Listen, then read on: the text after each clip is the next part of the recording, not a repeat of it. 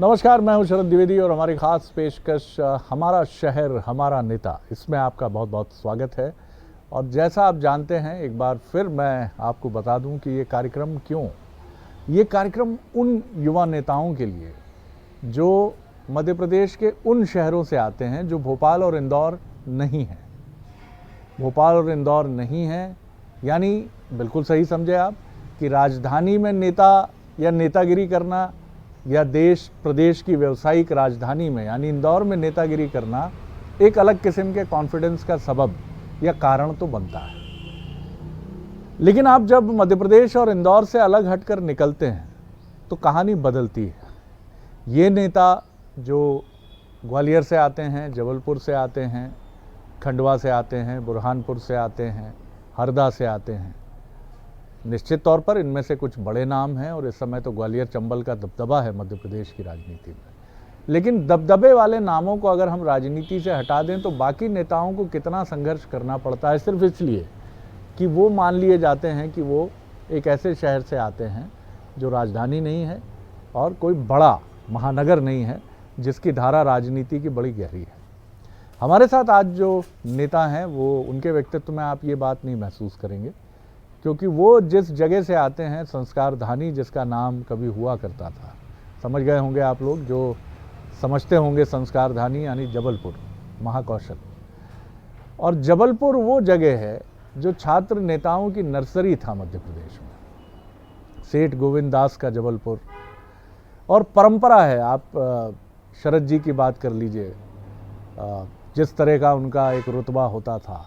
और इसी तरह न सिर्फ जबलपुर छात्र नेताओं का गढ़ था, जबलपुर का विश्वविद्यालय जो है वो छात्र राजनीति का केंद्र बिंदु था, बल्कि वहाँ से निकलने वाले नेताओं में एक अलग कॉन्फिडेंस दिखता रहा।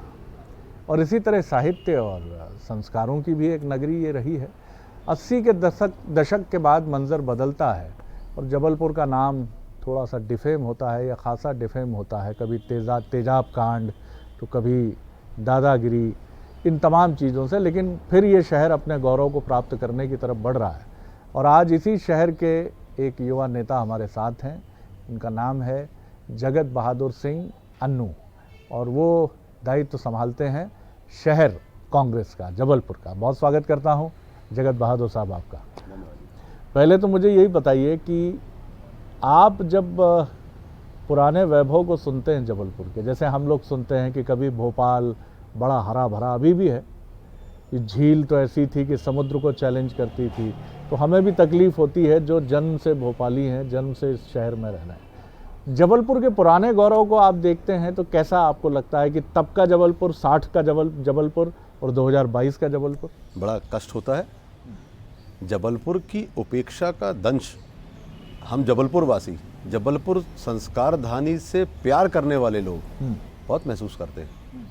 हम लोगों को लगता है ये पहले राजधानी हुआ करती थी जबलपुर अपने आप में, जैसा कि आपने कहा कि यहाँ से सारी छात्र नेतागिरी को लेकर और वहाँ से जो राजनेता है वो वहाँ से निकलते थे, अनडाउटेडली निकलते थे। परंतु एक समय ऐसा आया, एक दौर ऐसा आया, मैं किसी भी पार्टी से ऊपर उठ के बात कर रहा हूँ कि जबलपुर शहर भोपाल, इंदौर, रायपुर मध्य प्रदेश का अंग था, या सेंट्रल प्रोविंस की बात करें तो नागपुर, ये सारे शहर जबलपुर से पीछे हुआ करते थे, क्योंकि जबलपुर को ईश्वर का दिया हुआ सब कुछ है। बिल्कुल सही। क्लाइमेटिक कंडीशन जबलपुर सबसे बढ़िया, ग्रीनरी जबलपुर सबसे अच्छी, वहाँ पे धुआंधार जैसी जगह, पर्यटन के स्कोप जबरदस्त, वर्ल्ड क्लास। लेकिन उसके बाद भी हमारा जबलपुर शहर उपेक्षा का दंश तो सहन कर रहा है, और इसमें सभी पार्टी के सभी नेताओं को जिम्मेदारी लेना पड़ेगी। मैं इसको बोलने से बिल्कुल चूकना नहीं चाहता। बहुत बढ़िया जगत जी, आपकी इस टिप्पणी पे बस मैं यही इंतज़ार कर रहा था कि इसके बाद कहीं ये ना शुरू हो जाए कि फला पार्टी जिम्मेदार है, फला पार्टी। बिल्कुल सही बात है, जो जहाँ जिम्मेदार है हाँ उसकी जिम्मेदारी तो तय की जाएगी। परंतु ओवरऑल हाँ, अगर हम जबलपुर की बात करते हैं तो कहीं ना कहीं छोटी बड़ी कमियां, गलतियां हम सबसे हुई हैं, जिसके कारण उसको नकारा नहीं जा सकता साहब। उसको आप कैसे बोल सकते हैं कि सिर्फ इनके कारण बिगड़ गया या सिर्फ इनके किसी के कारण कम बिगड़ गया, किसी के कारण ज़्यादा बिगड़ गया। हम आज भोपाल इंदौर से पीछे हैं, इस बात को कोई नकार नहीं सकता। इवन हम छिंदवाड़ा से पीछे हैं। माननीय कमलनाथ जी की जगह छिंदवाड़ा बहुत ऊंचाइयों पे है। आज हम रीवा से पीछे जा रहे हैं साहब, हम सतना शहर से पीछे होने वाले हैं। हम लोग को इस बात का दंश होता है, हम लोग बहुत कष्ट में इस बात के लिए, परंतु ऐसा लगता है कि आने वाला समय हमारे जबलपुर शहर के लिए अच्छा होगा। हमारा जबलपुर शहर भी जब मध्य प्रदेश की बात हमारे देश में या बाहर होगी तो ऐसी उम्मीद करता हूँ कि भोपाल और इंदौर के साथ साथ जबलपुर शहर की बात भी हर समय की जाएगी। क्योंकि बात थोड़ी सी एक फिलॉसफी वाले मोड पे तो मैं नहीं कहूँगा, लेकिन एक कटु यथार्थ की तरफ गई है। तो मुझे ये बताइए कि मैं भी इसको बड़े बड़े फलक पर ये सवाल आपके सामने रख रहा हूँ। ये चीज़ मुझे भी चुभती है, एक पत्रकार के नाते भी और एक मध्य प्रदेशी के नाते भी। हमने मध्य प्रदेश में बहुत सारी चीज़ें अचीव कर ली और उसमें मैं मानता हूँ कि सबका योगदान है। यानी दो ही दल हैं, दोनों ने अपना कंट्रीब्यूशन दिया, आरोप प्रत्यारोप अपनी जगह। और बीजेपी के आने पर सड़क, बिजली, इन सब में गति आई, तेज़ी से चीज़ें आगे बढ़ी। बहुत सारी चीज़ें कांग्रेस के समय मेटेरियलाइज हो चुकी थी। तो इसमें हम एक समन्वित रूप में इसको देखें तो इसमें सभी का कंट्रीब्यूशन है। लेकिन अब मध्य प्रदेश को एक ऐसे विज़न की ज़रूरत है, कांग्रेस और बीजेपी दोनों की तरफ से। जैसा मध्य प्रदेश के मुख्यमंत्री शिवराज जी ये बात कहते हैं कि अब हमें इंडस्ट्री, हेल्थ और एजुकेशन पर फोकस पूरी ताकत से करने की ज़रूरत है। ऐसे विज़न के नेता आपकी पीढ़ी के क्या आपको नज़र आते हैं? ईमानदारी से जवाब दीजिएगा। देखिए, अगर ये हमारे वरिष्ठ नेता इस बात को अदरवाइज न लें तो आने वाली जो पीढ़ी है, इन लोगों ने अपनी पुरानी पीढ़ी से बेहतर करने का प्रयास किया, आने वाली पीढ़ी इनसे बेहतर करेगी। बिल्कुल ठीक बात है। ये तो प्रकृति का नियम है। प्रकृति का नियम है जी। बात विकास की है तो सबने अपने अपने तरीके से काम किया। जब आप उस पर चर्चा करेंगे कि किसने क्या किया तो उस पर मैं चर्चा अलग तरीके से करने के लिए तैयार हूँ। परंतु सवाल मध्य प्रदेश या सवाल जबलपुर का है, बहुत स्कोप है। आने वाली पीढ़ी इसको लेकर चिंतित है। अगर वो देश दुनिया में कहीं भी हैं तो भी उनकी चिंता इस बात के लिए है कि हमारा जबलपुर शहर कैसे आगे बढ़ेगा। तन मन धन हर तरीके से देश के और दुनिया के किसी भी कोने में रहकर भी वो चाहते हैं कि हमारा क्या कंट्रीब्यूशन हो सकता है साहब। कोई व्यक्ति वहाँ से ऐसे आगे निकले और हमको यह समझ में आए कि हाँ, ये व्यक्ति या ये लोग हमारे शहर के लिए करेंगे, तो वे लोग अपना सब तन मन धन लगाने के लिए तैयार हैं और जबलपुर शहर को आगे बढ़ाने के लिए तैयार हैं।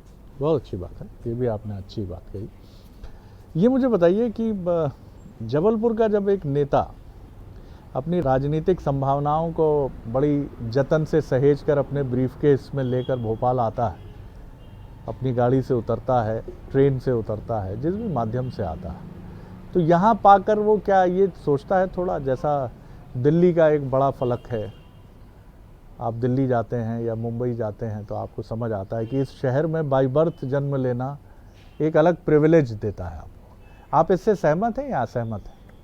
देखिए, जहाँ तक बात अधोसंरचना की है, जहाँ तक बात इंफ्रास्ट्रक्चर की है, भोपाल हमसे बेहतर है, इंदौर हमसे बेहतर है।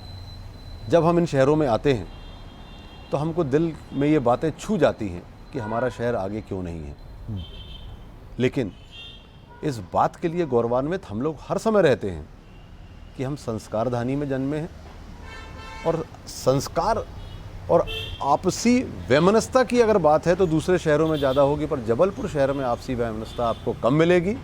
वहाँ के संस्कार आपको दूसरे शहरों से ज़्यादा बेहतर मिलेंगे।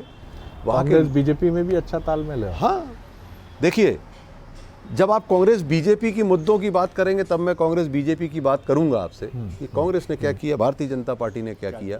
जब तक बात हम शहर और प्रदेश और देश की कर रहे हैं तब तक तो साहब ये सारे के सारे हिंदुस्तानी हैं। हमें तो हिंदुस्तान के बारे में सोचना है, जबलपुर शहर के बारे में सोचना है। महाकौशल और जबलपुर के साथ एक अनफॉर्चुनेट एलिमेंट ये भी रहा कि उसको कमलनाथ जैसा नेता, क्योंकि कमलनाथ जी को माफ़ कीजिएगा महाकौशल के नेता के तौर पर ज़रूर देखा गया, लेकिन ऐसा मान लिया गया कि वो छिंदवाड़ा ज़्यादा कन्फाइंड रहता है। बाकी अगर यही कमलनाथ जी आज से 20 साल पहले मुख्यमंत्री पद के लिए मैदान में उतरते तो शायद महाकौशल की तस्वीर दूसरी होती। तो ये कह सकते हैं कि बड़ी देर की मेहरबान आते आते, बहुत देर की उन्होंने आने। और कोई ऐसा नेता वहाँ से उतरा नहीं महाकौशल से, बीजेपी और कांग्रेस में दोनों की बात कर रहा हूँ, कि जिसने उस रीजन की तस्वीर बदलने की बात की हो। विवेक तनखा जी अभी हैं, वो अपनी स्टाइल ऑफ पॉलिटिक्स के नेता हैं, आप बहुत बेहतर समझते हैं, उनके प्रतिनिधि भी रहे हैं, सांसद प्रतिनिधि।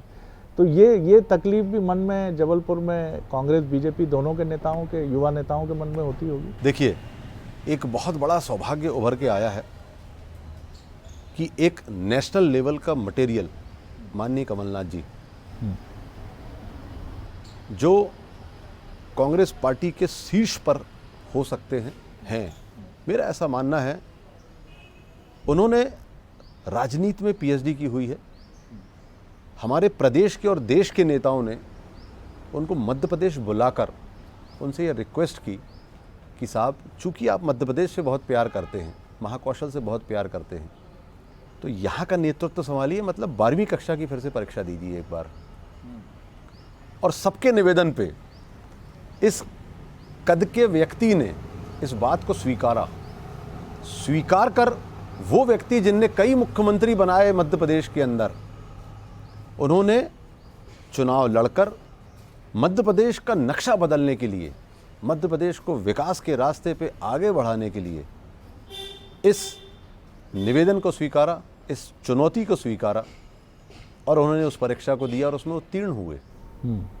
कमलनाथ जी कहते हैं, आपने सुना होगा कई बार, मुझे कलाकारी नहीं आती। कमलनाथ जी काम करते हैं, कमलनाथ जी ने महाकौशल का ध्यान रखा, कमलनाथ जी ने मध्य प्रदेश का ध्यान रखा, कमलनाथ जी ने जबलपुर का ध्यान रखा। माननीय कमलनाथ जी जब मुख्यमंत्री थे, उन्होंने जबलपुर में कैबिनेट की बैठक रखी। आप विजन देखिए, आप जबलपुर को और महाकौशल को आगे बढ़ाने की सोच और उसको क्रियान्वयन करने का तरीका देखिए। जबलपुर शहर में कैबिनेट की बैठक होती है और उसी दिन उसमें 3000 करोड़ रुपए की घोषणाएं होती हैं, भूमि पूजन होते हैं, और अगले बजट में उनको स्थान दिया जाता है। सिर्फ घोषणाएं नहीं हुई, सिर्फ भूमि पूजन नहीं होता, बजट में उन बातों को प्रावधान दे दिया जाता है। ये हमारे शहर के नेताओं की सोच है और ये वर्किंग है।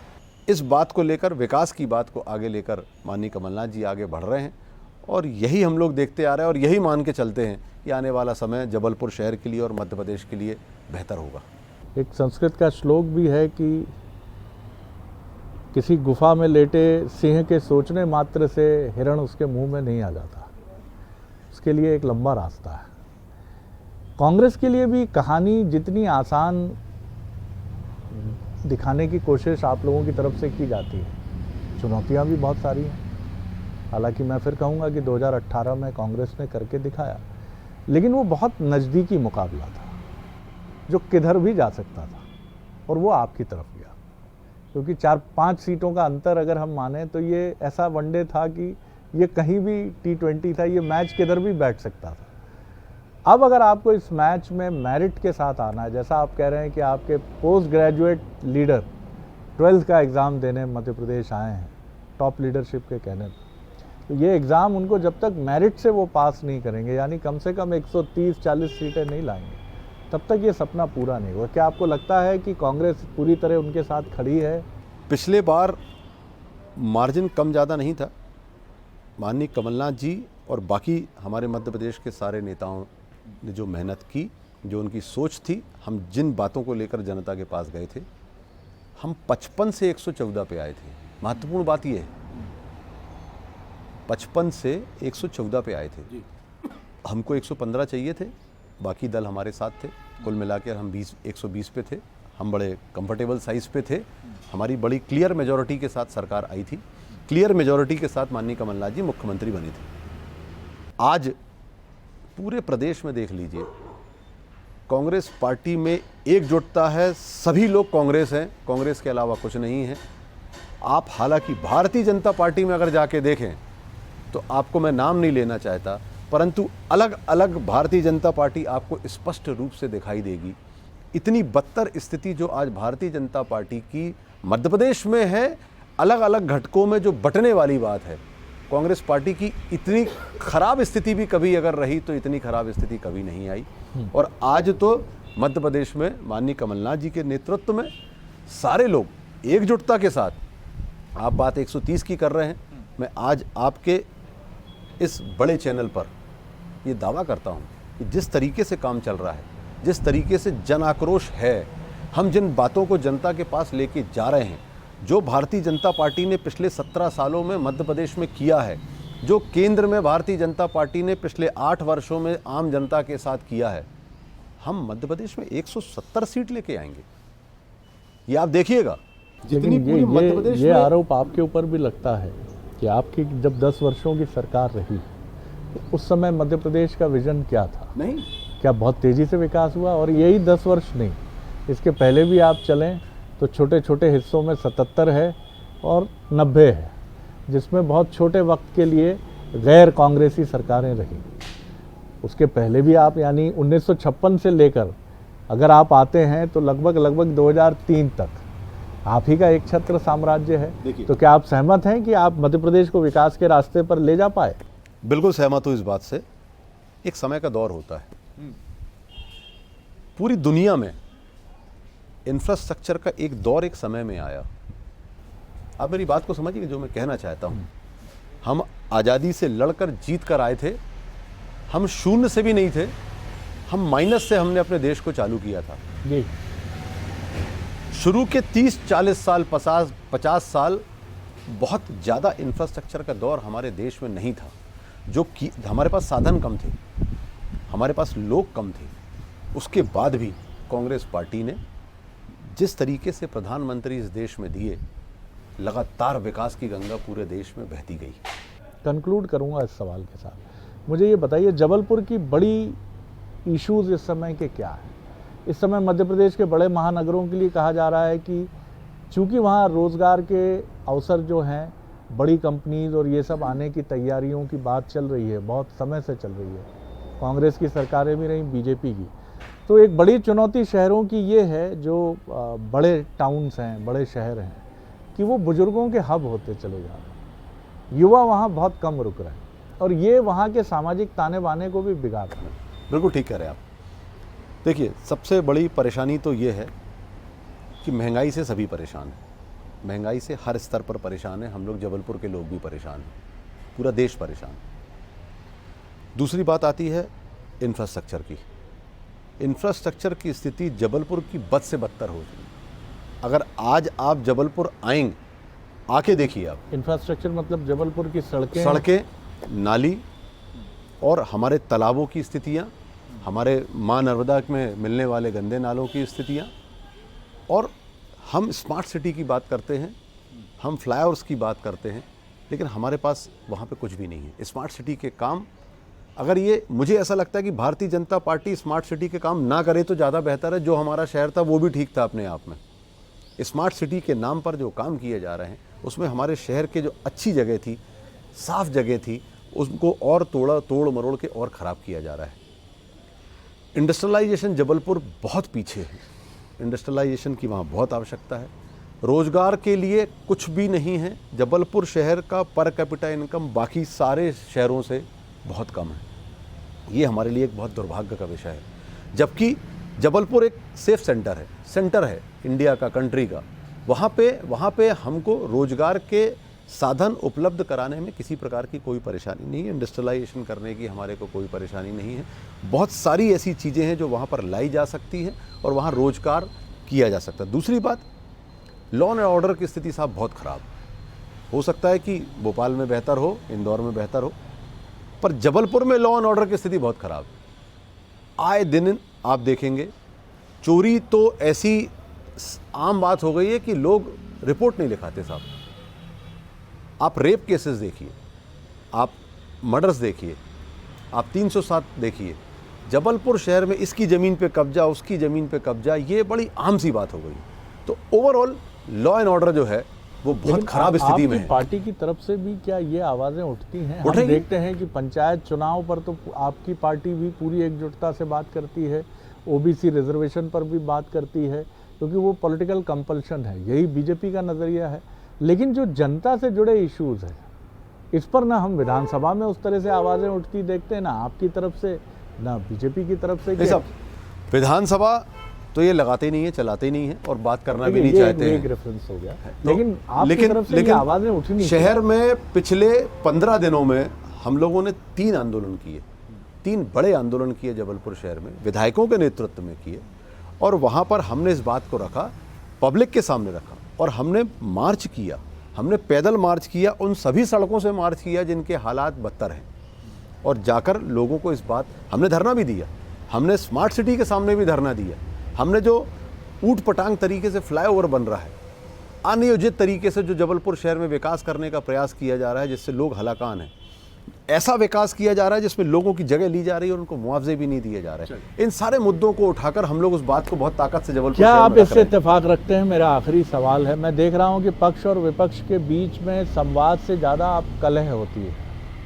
कौन जिम्मेदार है, ये फिर बहस का विषय है। आपसे मैं पूछूंगा तो आप कहेंगे बीजेपी जिम्मेदार है, बीजेपी से हम पूछेंगे तो वो कहेगी कांग्रेस जिम्मेदार है। लेकिन समन्वय की वो प्रणाली जो पहले थी, इसके लिए कोई मुहूर्त निकलने का इंतज़ार नहीं करना चाहिए। कमलनाथ जी बहुत शालीनता से अपनी बात कहते हैं, वही शिवराज जी का नज़रिया है। ये दोनों नेता बहुत तरीके से मिलते हैं, तमाम कटुता को भुलाकर बात भी करते हैं, लेकिन ये मंजर आपके दूसरे नेताओं में नहीं दिखता, बीजेपी में भी कांग्रेस में भी। क्या आप महसूस करते हैं इसकी बहुत ज़रूरत है? क्योंकि जबलपुर जितना बीजेपी का है, जितना कांग्रेस का है और जितना मध्य प्रदेश का है, हम सब पहले मध्य प्रदेश ही हैं, फिर कांग्रेस और बीजेपी। बिल्कुल ठीक बात। देखिए, जबलपुर मैंने आपसे कहा संस्कार धानी है। जबलपुर शहर में कभी भी आपको बड़े व्यक्तिगत रूप से कोई आपसी वैमनस्यता भारतीय जनता पार्टी और कांग्रेस पार्टी के लोगों के बीच में नहीं मिलेगी। आपसी वैमनस्यता, व्यक्तिगत कोई आक्षेप या व्यक्तिगत रूप से एक दूसरे को नुकसान पहुंचाने की पद्धति या प्रणाली आज भी जबलपुर शहर में नहीं है। हाँ, अनडाउटेडली वो कहते हैं कि, अगर वो कह सकते हैं कि कांग्रेस ने क्या किया और क्या नहीं किया, और हम इस बात को बड़े ताकत से अपनी बात रखते हैं कि भारतीय जनता पार्टी ने हमारे शहर के लिए कुछ नहीं किया, तो ये सब बातें हम लोग अपने तरीके से। बहुत शुक्रिया जगत बहादुर सिंह जी, बहुत शुक्रिया। और महत्वपूर्ण बात यह है कि इनसे बात करते हुए इनकी राजनीतिक समझ तो हम समझ पाते ही हैं, लेकिन उसके साथ वो कुछ मुद्दों पर जो जबलपुरिया मैं कल्चर कहूँगा, उस जबलपुर को भी हम खनकते हुए देखते हैं। जब वो ये कहते हैं कि विकास जैसा जबलपुर का होना था वैसा नहीं हुआ, और एक बड़े परिप्रेक्ष्य में इसके लिए सभी की जवाबदेही है, इसके लिए सभी का दायित्व तय होना ही चाहिए। ये बात बहुत महत्वपूर्ण है, और ये युवा पीढ़ी, दोनों ही पार्टियों की युवा पीढ़ी जो इस प्रोग्राम को देख रही है, उसे ये तय करना पड़ेगा कि उसको अपना आकाश और अपना स्पेस राजनीति में हासिल करना है, तो उसको अपना कथानक खुद बुनना होगा, उसको अपनी राजनीतिक शैली खुद डेवलप करनी पड़ेगी, और ईमानदारी इसके लिए सर्वश्रेष्ठ नीति है। बहुत शुक्रिया। फिर आपसे कभी मुलाकात होगी तो आनंद आएगा, आपसे बात करके अच्छा लगा। हमारा शहर हमारा नेता में इतना ही। अगली बार एक और युवा नेता से मध्य प्रदेश छत्तीसगढ़ के आपकी मुलाकात कराएंगे। इजाज़त दीजिए, नमस्कार।